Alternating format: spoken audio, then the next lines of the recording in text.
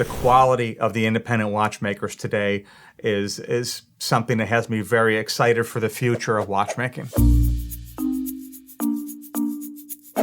So what I want to talk about are the brands and the manufacturers, the independent manufacturers who are producing watches for the love of horology. We talk about independent watchmakers. We talk about a manufacturer like Journe, who, when he started out, I doubt could ever foresee producing nearly 1,000 watches a year. When I look at the Journe movements, I look at the originals, the brass movements, and although they seem similar on the outside, there's no similarities on the inside as to how those movements were constructed. The early movements were crude, they were fit together, they worked, they still work to this day, but they didn't have the finish, they didn't have the fine finishing as the new movements today. And he makes some of the most beautiful timepieces in the world.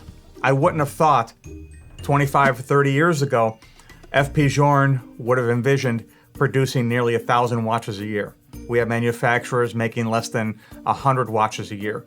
Who is going to be that next watchmaker that 30 years from now is producing 1,000 pieces? One of the manufacturers who I'm just completely enamored with right now is Laurent Ferrier.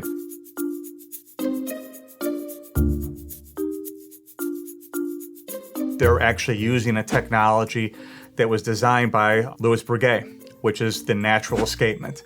It was a device using 2 escape wheels that powered the balance in both directions. The Swiss lever itself actually loses power when it goes one direction, and it relies on the hairspring to bring it back. But it's very, very inefficient when it's broken down to that level.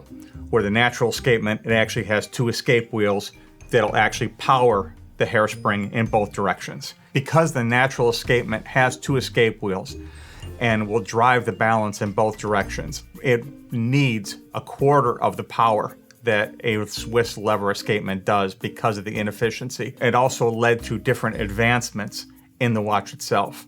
The Gallet micro-rotor is one of the smoothest, smallest micro-rotors that I have seen, and the reason it is so efficient is because that mainspring required to power the 2 escape wheels is so light. We get into manufacturing, we want to talk about watches being made on a smaller scale, less than 100 pieces. We talk about Vianney Halter, who's actually building watches in a 3D scale, where everything is exposed in the watch, and you have layers of the gearing and stars and suns and moons and everything spinning around the watch in a perfect symphony.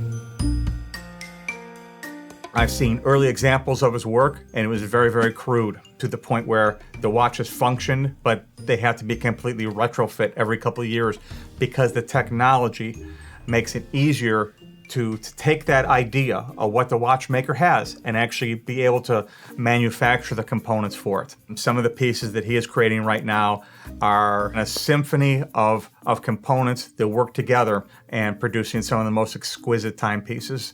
From a personal level, when I see these watches, when I'm able to hold one in my hand and actually examine that watch and the craftsmanship that goes in it, to know these springs, these wheels, everything is cut by hand inside these timepieces. They're not being made by a machine, they're not CNC'd. These watches are made with love. These people put these watches together the way they were made 150 years ago using today's technology.